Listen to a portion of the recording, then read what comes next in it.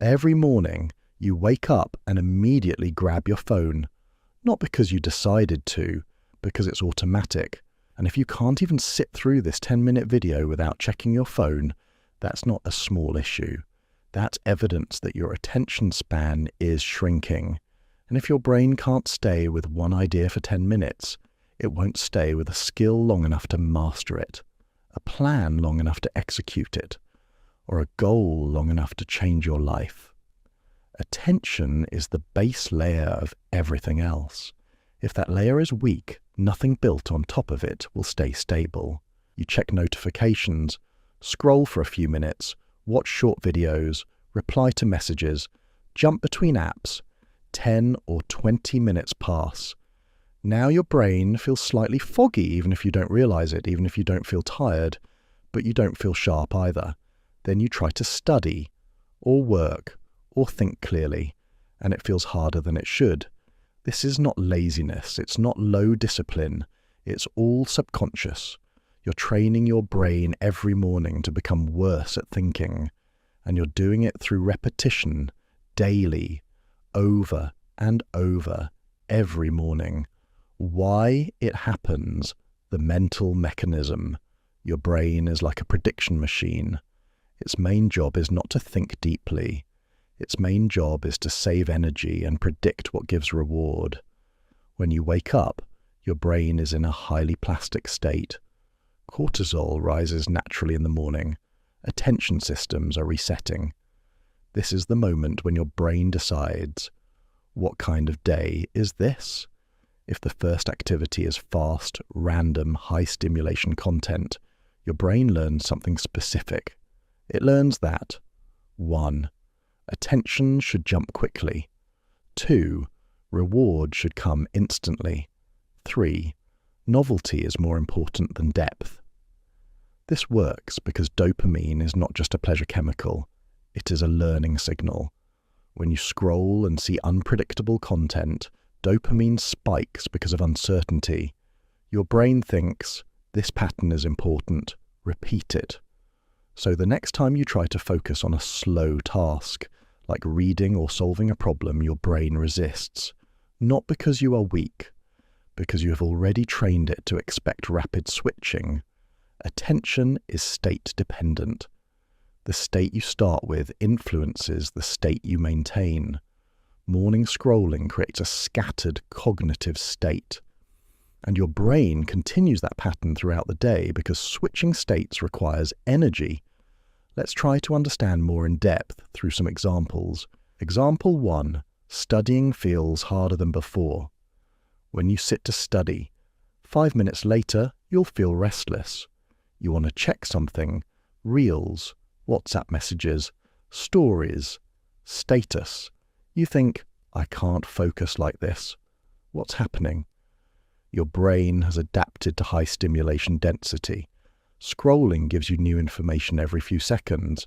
Studying gives you slow, structured information. The reward rate drops, so your brain interprets it as boring because dopamine prediction is lower than expected. It's not that the book is harder. Your reward baseline changed. Example 2. Emotional instability.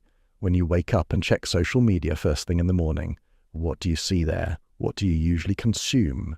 You see someone's success, a negative news headline, or some funny videos, memes that make you laugh hard, or something like a political argument. You see what's happening. Within 5 minutes, your emotional system has been pulled in multiple directions. The brain's amygdala reacts to emotionally charged content. Each reaction creates a small stress response. Even if it's mild, repetition matters. So before your day even begins, your nervous system is already slightly activated. Within 5 minutes, you've experienced all the emotions that humans don't usually feel in a whole day. Then when something small goes wrong later, like a delay or criticism, your reaction is stronger than it should be, because your baseline arousal was already elevated. Example 3. Loss of deep thinking. Deep thinking requires sustained attention. Sustained attention requires low distraction training. If the first 30 minutes of your day train rapid switching, your prefrontal cortex adapts to that pattern. Neural pathways strengthen based on usage. Use shallow attention repeatedly, and shallow attention becomes efficient. Use deep attention rarely, and deep attention becomes effortful. This is neuroplasticity. The brain optimizes for what you repeatedly do. It does not optimize for what you wish you did. Why morning matters? More you might ask, why does it matter if I scroll later? Because the first activity of the day sets cognitive momentum. Morning behavior becomes a template. Your brain prefers consistency. If the day begins reactive, the day stays reactive. If the day begins intentional, the day is easier to control. Also, willpower is highest earlier in the day. If you spend it on resisting distraction, you reduce capacity for important tasks later. Decision fatigue accumulates. Scrolling seems passive, but every swipe is a micro-decision. Micro-decisions consume cognitive resources. Now, step-by-step method to fix it. Step 1. Delay stimulation. Do not remove your phone entirely. Just delay it by 30 minutes. Why 30 minutes? Because it allows your brain to stabilize its natural waking rhythm before external stimulation overrides it. Put your phone outside arm's reach. Use a physical alarm clock if needed. The goal is not discipline. The goal is state control. Step 2. Control the first input.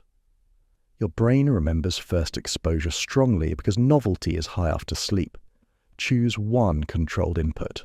Options like read 5 pages of a physical book, write for 10 minutes, sit quietly and plan your day. Something that's stable allows your brain to work or focus. This works because you are teaching your brain. Morning equals structured attention. Repeat this daily and the association will strengthen.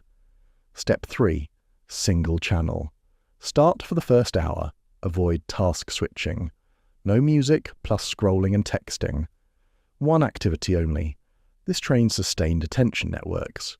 Attention improves because neurons that fire together wire together. You are reinforcing depth instead of speed. Do you get it? Step 4. Reduce variable reward exposure. Short-form content uses variable reward schedules. You don't know which video will be good. The unpredictability drives dopamine spikes. Limit this type of content to later in the day. Not because it's evil, but because early exposure shifts your reward threshold upward. Step 5. Track mental state, not productivity. After 1 week, observe, track your improvements. Is studying slightly easier? Is emotional reactivity lower? Is your mind calmer in the morning than it used to? You're not measuring motivation. You are measuring baseline mental clarity. If clarity improves, the method works. But it could be slightly difficult. You might try this and feel uncomfortable. That discomfort is withdrawal from stimulation density. Your brain expects rapid dopamine. When it doesn't get it, it interprets silence as boredom, which it's absolutely not so. Stay with it. Within 7 to 14 days, reward sensitivity recalibrates because dopamine baseline stabilizes when spikes reduce. What you're really protecting, you are protecting cognitive depth. Modern systems are built to capture attention because attention is monetized. But your brain does not distinguish between useful and useless stimulation. It only adapts. If you repeatedly feed it fragmentation, it becomes fragmented. If you repeatedly train it in depth, it becomes capable of depth. Closing insight.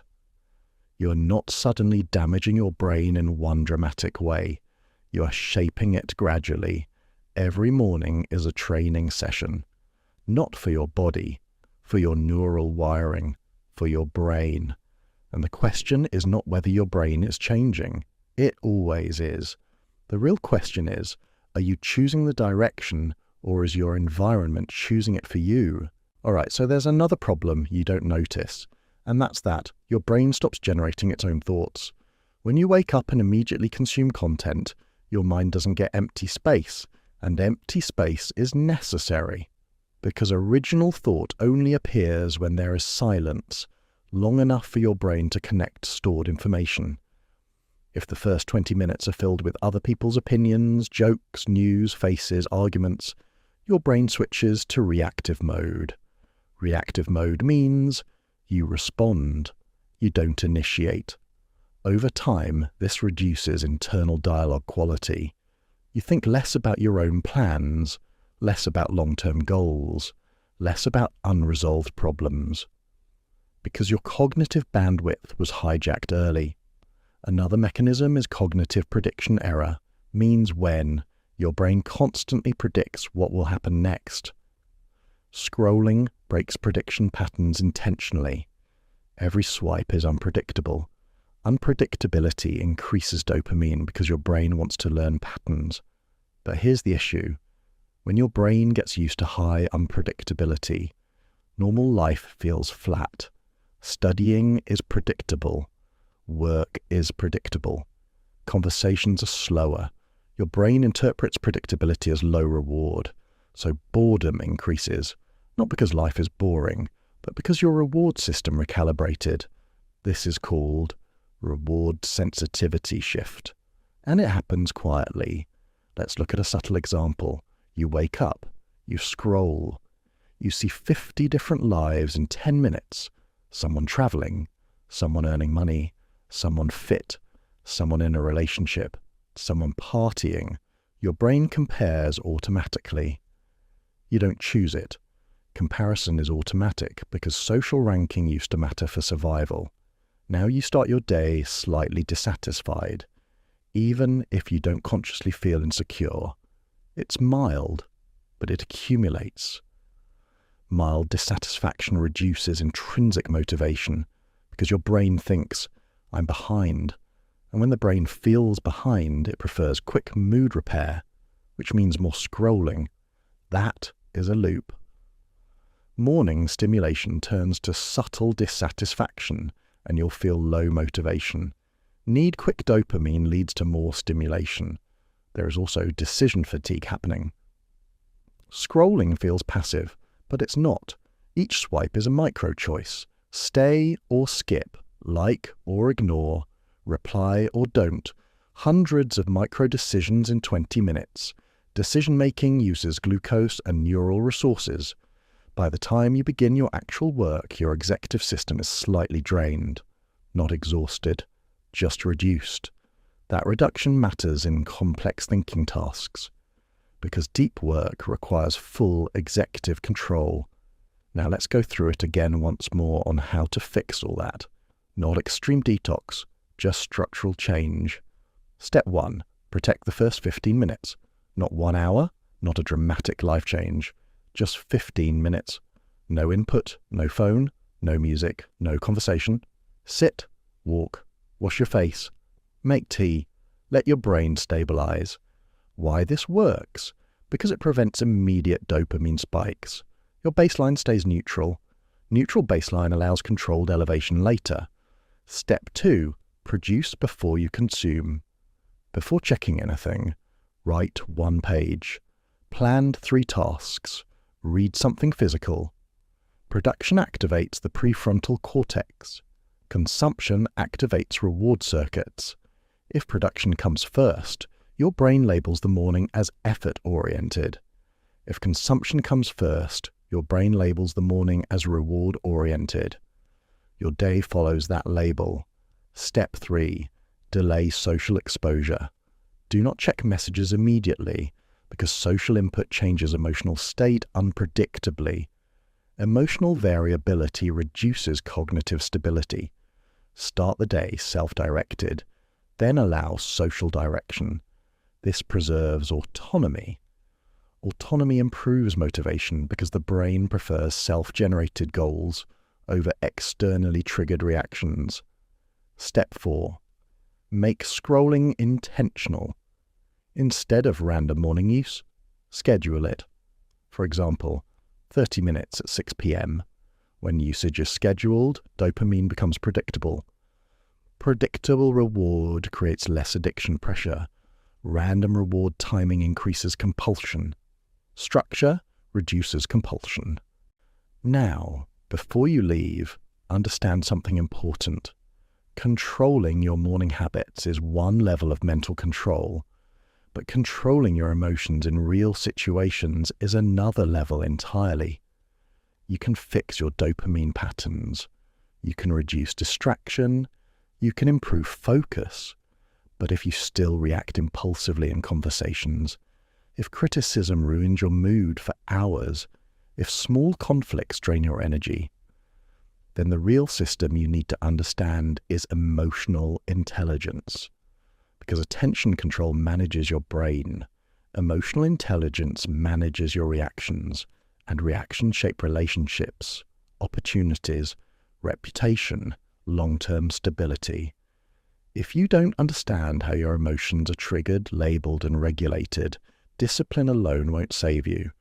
That's why the next video, How to Master Emotional Intelligence, matters.